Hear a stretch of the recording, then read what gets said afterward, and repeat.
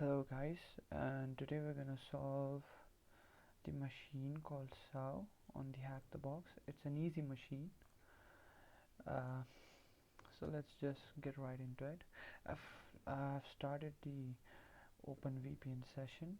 I also have done the basic nmap scan on the machine, and we find that TCP, HTTP, and 3 ports are available, and out of those three, only 2 are open.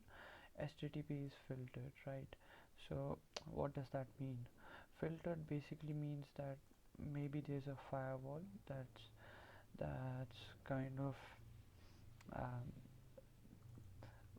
avoiding us from visiting that port, that HTTP service that's running on port 80. What it basically means is you there's something running on port 80. Surely there's something, and it's not something, it's HTTP. There's a website running on HTTP, but you cannot access it because as soon as your PC or your machine sends packets over to the port 80 of this machine, it automatically drops it because it has a firewall that's dropping your packets. So let's just make sure the proxy is off. Yeah. Let's just go over here. 10.11 dot. Right. If I just say port 80, we can wait here all day, but it's not gonna resolve because packets are going, but they are not reaching the port. They are being stopped by the firewall that's in between. So the only option we have left is the 5555 TCP open port, which is running a TCP service on it. So we'll go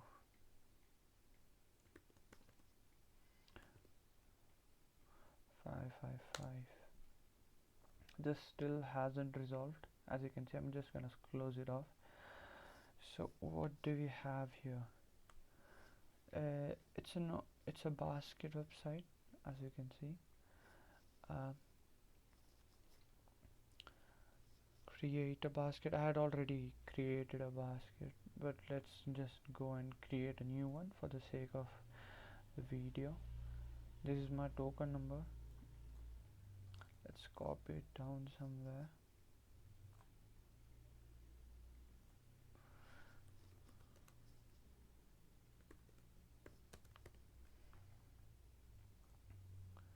Let's open the basket. So we can see that this basket is empty. Send request to, okay, we need to send request to this URL and they will appear over here. Okay, let's do this.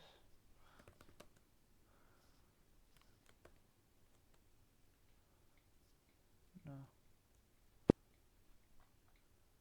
not this.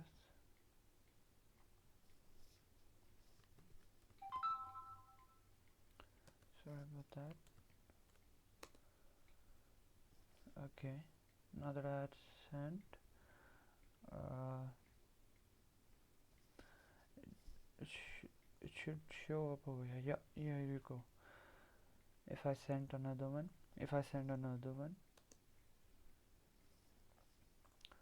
yep, we are getting it.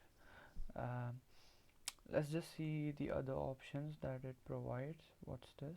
Auto refresh. Okay, settings.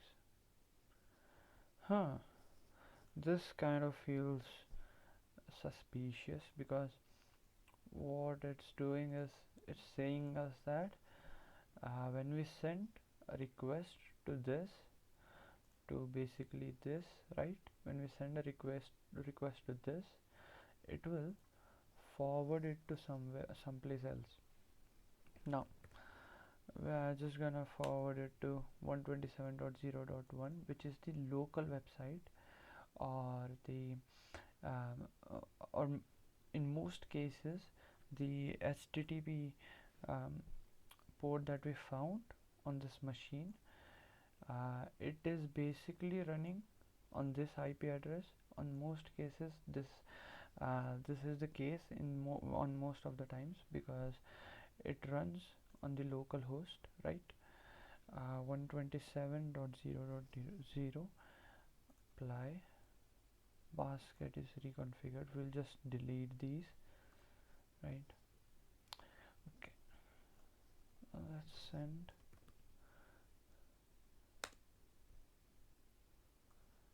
We won't ever know if it sent it over there. So what we have to do is we'll have to start up our burp, and let's go to proxy. Let's start a burp, right? And let's go over here. These are loading. Nice. Okay. I couldn't quite figure out why these are loading simultaneously one after another. If anyone has an idea about that, please let me know in the comments, okay? Because I'm not sure what's happening over here. Right, now what we have to do is we have to send a request to this website that's running on TCP. Okay, just let me just open up this, right? We have to send a request from our PC or our laptop or from our machine to the TCP service that's running, right? For example, let's consider this as a firewall, right? We know that we can directly access the TCP through our machine because it's an open port, right?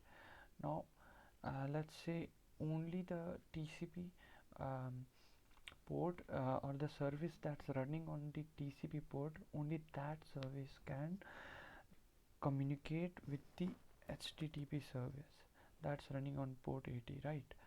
Only that service can do that. So what we are assuming is that the HTTP service is running on 127.0, the local host, right? We are assuming that port 8080, and we know well enough that the TCP is forwarding, has a mechanism to forward it. Right here we can see forward URL. It has a mechanism to forward it to someplace else. So what we are telling it, you do one thing, you just forward it to your own localhost, right? We are So what we are basically doing is we are basically accessing the HTTP service through the TCP service, through the service that's running on TCP, right? So we're basically smuggling data through TCP service, through TCP. Okay, I hope we understand this, because this is basically SSRF. Yeah. So we'll just check this. Okay, you could reconfigure show. Now what we're gonna do is we'll fire a burp suite. Okay, it's making so many requests. I'm not sure why it's doing that, right? So what we're gonna do is let's just delete all of this. Okay, let's just get rid of this. Yeah. So what we're gonna do is first we are gonna curl to the website, to this endpoint that it's telling us to curl to, right? We're gonna curl over here, and then we're just gonna add -x http. We're just gonna add our proxy port 80, right? We're just gonna add our burp proxy. So whatever so this request will first go to the burp, and then it will go to this, right? So that we can intercept it on burp and we can see what's going on. Send it.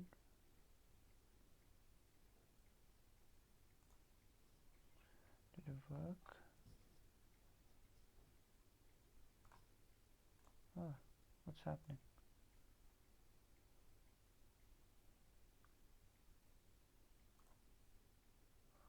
Okay. Did I copy it right? I did. Let's do this one once again. I guess it's capital X, I guess. Not sure.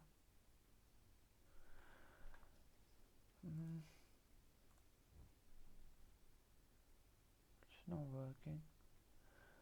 Let me check if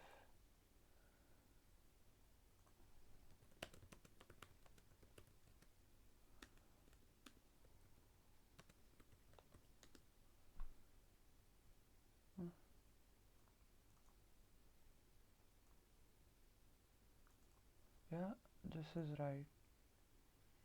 I don't know what's the issue over here.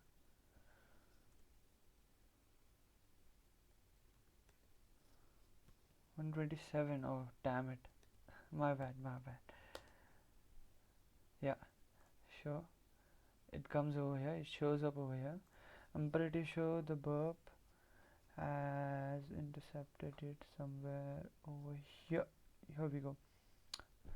This is the endpoint that we invoked, right?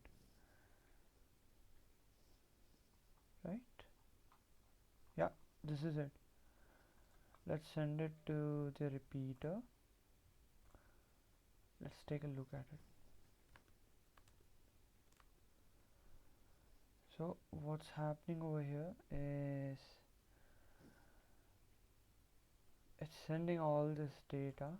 If I send it, what's the response? Yeah, here we go. It's sending all this data over here, and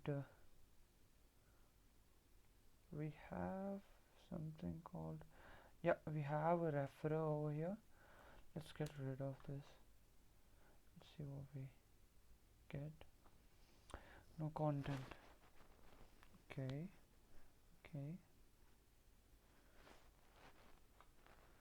Do I need to specify the port number over here?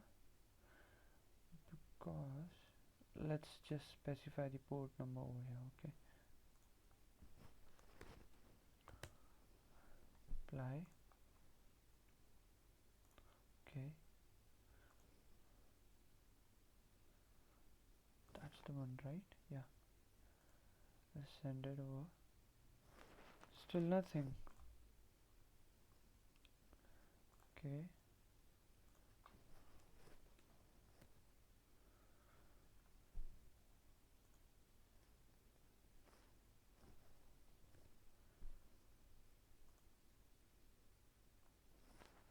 okay.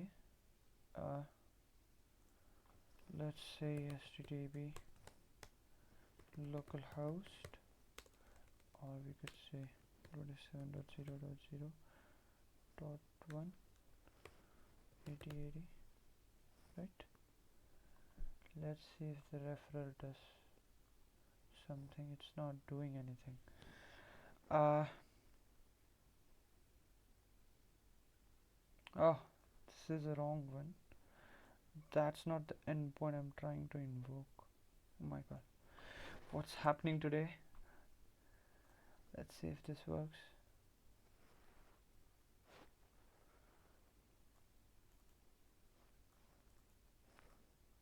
Let's just get rid of this. Let's just send it once again. Failed to forward request. Dial up connection refused. Okay.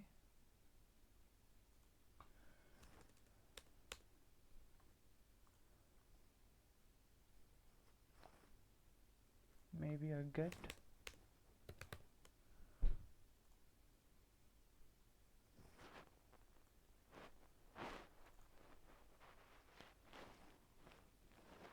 We'll have to check it out because okay, it's showing it over here.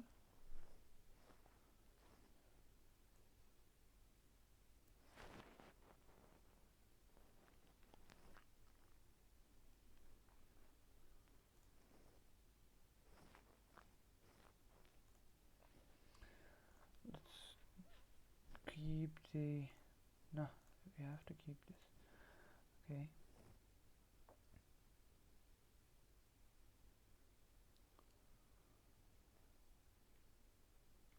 everything seems fine to me. uh, you know what, let's check the history, http history. uh, we have this. Okay,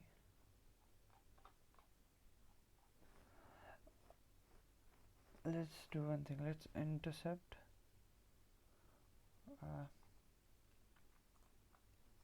Okay, API basket, maybe the baskets one is vulnerable to this. Send to repeater, we'll just send it to the repeater, and we have here baskets. We'll remove this, don't think the parameters are needed. Send it up, request null.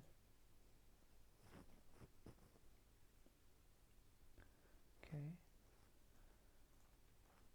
let's just get rid of this.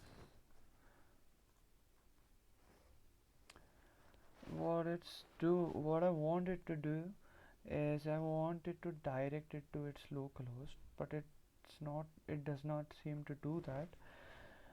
We have to get rid of these requests, I guess.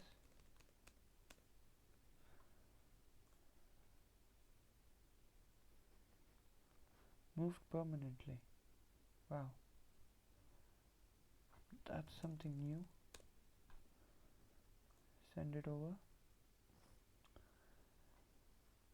You know what, this kind of needs to work, because this is the only way, because the request is going there. It's don't understand.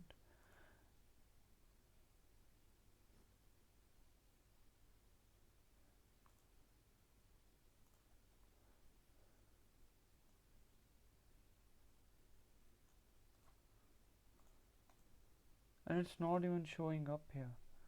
Maybe it will show up over here now.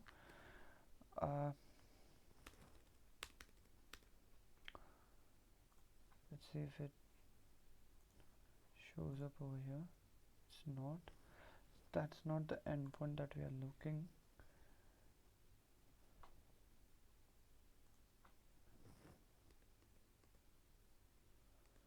Maybe something like this.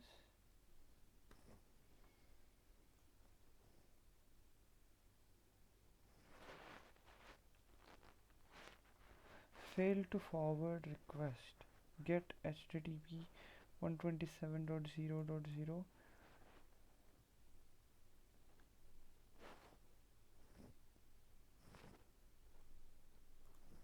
At least it needs to show up over here, right?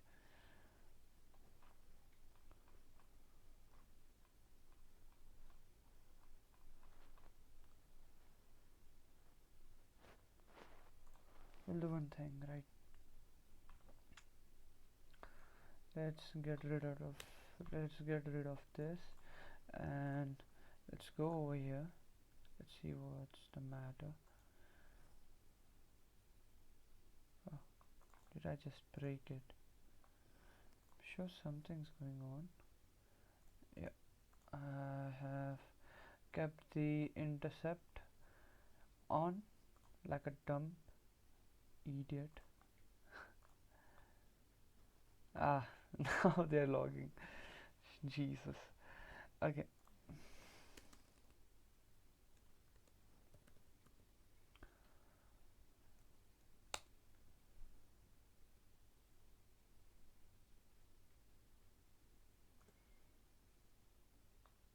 Okay. Let's just get rid of all of this, and go to the repeater, send it, and here we go. I don't know why that just worked and why it wasn't working before, but here we go.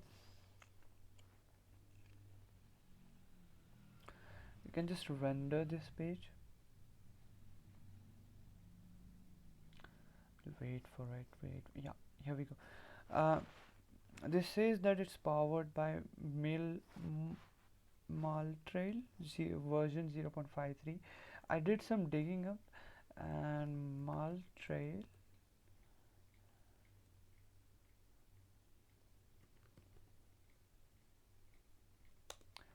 has some vulnerability, and we can have a remote code execution on it. Well, you can go through all of this, but I'll just explain it to you. So what now we are gonna do is, now that we know that the HTTP server or the yeah, the HTTP server that's running on this localhost is running a Maltrail service or application, you could say. Now what we need to do is we need to find a payload that suits us, that can, you know, uh, that can work and give us a shell, a remote shell. Now what's gonna happen is we are gonna make a payload over here. Just assume that this correlates to the request, right? We are gonna make a payload over here, right? Now we are gonna send that payload to the TCP port or the service that's running on TCP, which is the new basket service. New basket, right?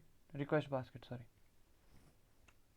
That payload will be forwarded to the HTTP service.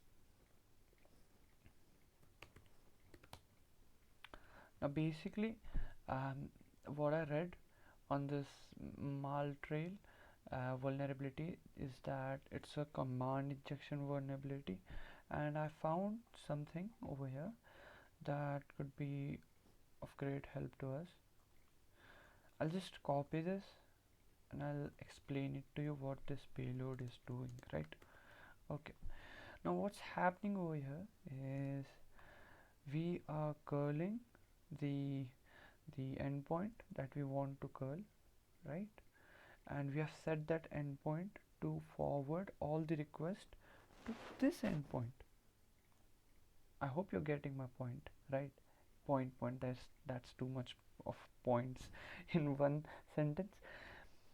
So what so we are gonna curl this endpoint, which is automatically gonna curl this endpoint, meaning we are sending our payload to this endpoint, then automatically it will be sent to this endpoint. Cool. Okay, now this curl will be a put, meaning we will have to send data. Now this data is indeed our payload, right? We have to send data, so we'll have to give this option minus data. Now after digging up a bit, I found that this Maltrail service that's running on this port and this IP address has a login endpoint, which we'll have to probably go and configure over here. Yeah, here we go. We have a login endpoint, okay, and from that login endpoint we made sense out of it. We assumed that there is a username. Okay, let's just write it down. What kind of data are we gonna send, right? Ah, come on, bro. Yeah, come on. What kind of data are we going to send? Now if it's a login page, there's surely gonna be a username, right? And there might also be a password, right? But if the username is taken into account first, then we won't need the password, because we'll be commenting out everything after what you every character that comes after username, right? So let's just build a payload over here. So we're curling this endpoint that's given to us, then we say username equals to this. This basically denotes in bash, or I guess it's bash, right? Yeah, that a new command is starting. For example, I could do cd root, sorry, root, and I could say ls minus l. So this will execute first, the cd root will execute first, and after that ls minus l will execute, and subsequently I can give n numbers of commands over here by just providing the semicolon. I guess it's semicolon. Yeah. So after providing the semicolon, I'm going into backticks. Now what backticks are doing here is it's telling this, it's telling the backend to consider this as a whole command. I mean, I guess I'm not so sure about what the backticks do. Let's just see what the backticks do, right? Echo, yeah, echo IaaS, and let's say echo IaaS 1. Let's close off the backticks. Okay, command not found, IaaS 1, but IaaS 1 does get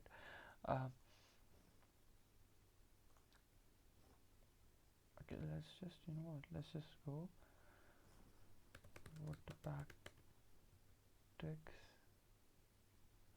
do in bash. The backticks in bash scripts work as a bridge, which means the second command's action depends on the first one. This tiny piece of code is significant building block. Well, here we go, we have our answer over here. So touch, okay,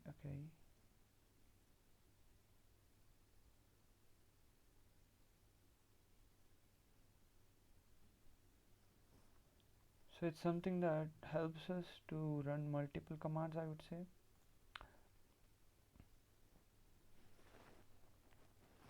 I guess we can also use this instead of that, right? This or this. Maybe my bash scripting is very bad, very weak actually, but yeah, I'll try to make it understandable as much as I can. So here the backtick just denotes where the command is starting and where it's ending, and we need to pass all these multiple commands. So we are using backticks. I may be wrong on this, I'm really sorry. I may be wrong on this, but please bear with me, and if you find a clearer explanation on why we use backticks, please let me know in the comment section. I'm really sorry.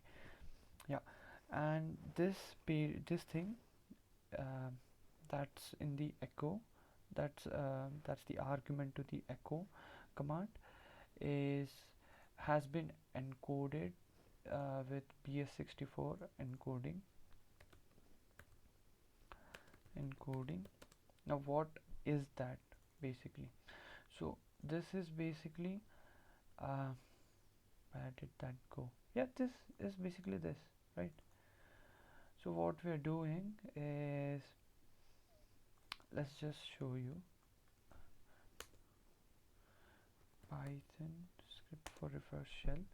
This is where I got it from. I have not built it on my own. I got it from somewhere, GitHub repository. Let's just go down and let's just look on into Python. So this is what that basic, if we decode this base64, where is that? Yeah, if we decode this base64 text, we will get this. Now what is this? We'll start from over here, right?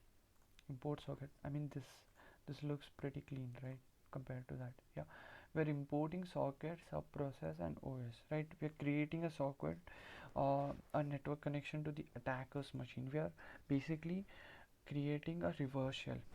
Now let's just go through this code line by line. Okay, now s is equals to socket.socket, socket.afinet. This socket.afinet denotes that there is an IPv address 4 that needs to go over here, and this .sock stream denotes that This needs to be a TCP connection. We create this connection, I would say, an object, maybe. Yeah, this is an object, I guess, and we store it in S. Now we use the method s.connect, and we give our IP address on which we will be running the netcat server, the instance of netcat server, and the port, right? Then we use the os.dup and s.file number. What this is doing is basically, let me just say 0 uh, std in is denoted by 0. That is the standard input uh, buffer flow, I guess. Yeah, it's the buffer flow. Let me see what is std in 0 in bash, maybe python input stream, sorry. Yeah, it's an input stream. Basically whatever is being typed in the um, remote, uh, you could say, or whatever the input is being given. How can I explain this? Let me just write it down. Std out is 1, std error, I guess, right, is 2. So what we are saying is uh, that whatever the output that the attacker's machine, I mean the victim's machine has, or whatever the input the victim machine has, whatever the error the victim's machine has, you have to redirect it to s.file n010. Now what does s.file n01 mean? S is the connection or the file descriptor, you may say, that is pointing towards us, that is pointing towards our attacker's machine, right? So what we are basically doing is we are saying this 0 that is coming from the victim's machine, or the input that is coming from the victim's machine, needs to be redirected to the attacker's machine. The output needs to be redirected to the attacker's machine. The error needs to be redirected. So this is what we are doing. We are basically, let's just take an example. For example, this is an attacker's machine, right? This is a victim's machine. Now let's say that this whole payload is going to be sent by the attacker to the victim, right? So this code is going to be executed on the victim side. So on the victim side, what happens is first it will create an object for socket, then it will connect, it will create it, then it will connect, I'm sorry, then it will connect to us using the socket statement as dot connect function. Using the s dot connect function, it's gonna connect to us. Then after that, on the victim side, it's gonna set some rules. Okay, it's gonna say that whatever the input is, we have to redirect it to the attacker, whatever the input, output, or may it be an error. And after that, it's gonna spin up a bash shell, right? pty.spawn bash, uh, pty.spawn in the brackets bash just says that just spin up a bash. Okay, whatever that bash has, I mean whatever the input, output, or error that bash has will be emitted on the attacker's machine. Got it? I hope this is clear. I'm not gonna explain everything like what this dot is doing. That's just basics of Python. I'm just trying to explain this payload, right?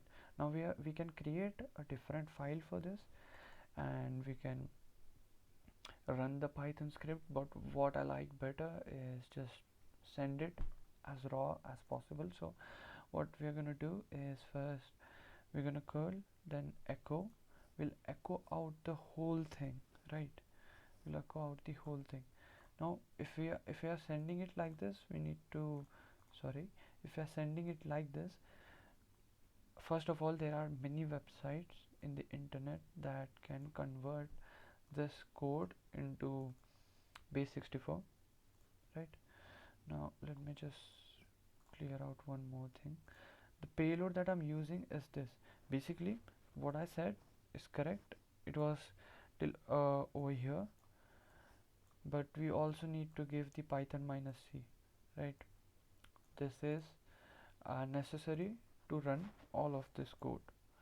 Okay, just copy the second one and just you know um, just go to, let me just show it to you. Base 64 encoder, just paste it over here.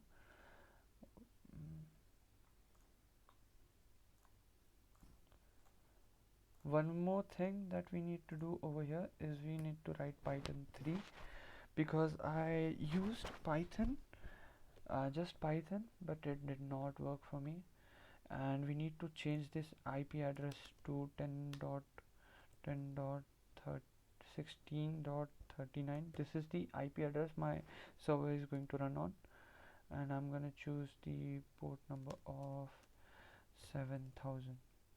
Basically we're good to go. So this is what's this let me go back, I'm really sorry. I'll just encode it over here, and this is the output that I'll be getting. I'll take that output, I'll stick it over here in this echo. You know what, this is not visible, but it will be in the terminal, do not worry, right?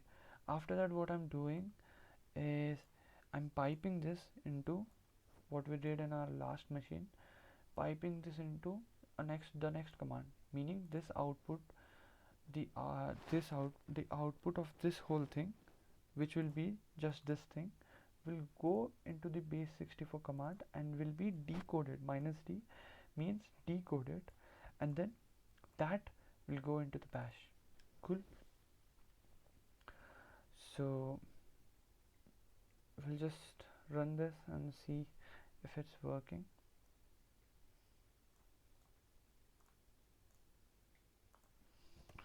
Let's clear this out. I guess I missed something over here. No, I did explain the username, right? Yeah, or I did not. Okay, so I'll just explain it once again. So username is a field that we are assuming that the login page might have. We are just assuming it, and we are just gonna leave it empty, and after this we are giving the semicolon to denote that we are providing another command, so that another command of ours will run in the backend.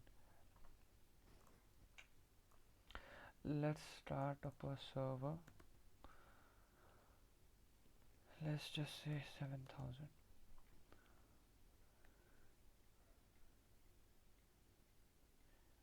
Because this payload kind of worked for me before, I thought I would have to then make a file and just run it from there, because I don't like scripting.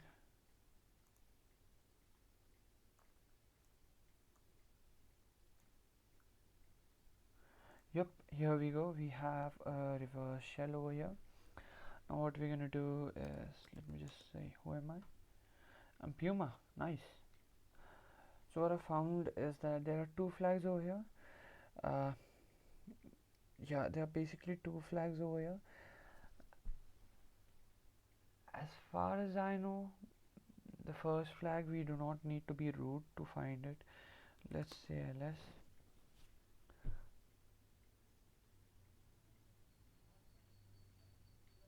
I don't see anything interesting over here. Let's go back. Let's go back. Okay. Let me make this a bit bigger. Let's cd into home. Let's cd into Puma. User.text. Let's cat this out. And yep, this is the user flag. I'm sorry, why did I say that in such a way? Flag. Okay, this is the user flag. And let's run sudo -l. Again, I'm no expert in privilege escalation. I'm really terrible at privilege escalation, but let's give this a try. us bin. And for those who did not understand, what I was saying is that now that we have found the user flag, we are not the root in this machine, so we need to escalate our privileges and become the root, and then we get another flag. So yeah, that's what I'm basically trying to say. systemctl user Puma may run the following command on SAU. I guess it's trying to say SU. I don't know, but it's saying that only this command can be run by me in root privileges. Trail.status, I guess. Okay, like I said, I'm really bad at this. usr bin.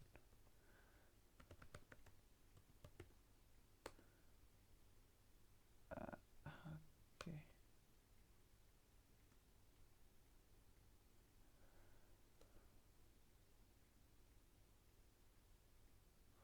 you know what, I'm gonna pause it and I'm gonna look it over and I'm gonna come back. I'm really sorry, but yeah, I'm really bad at this stuff. The privilege escalation part is often the challenging part for me. So this is the command that I found: sudo systemctl status trial service. I guess it's letting us run this command using the sudo privileges. We say sh, and voila, we are root. Although I'm not so proud because it wasn't me. I just copied it down from somewhere on the internet, and I'm not so proud about that. But surely I'll make improvements on the privilege escalation part. Yeah, so this is the root. We'll say ls.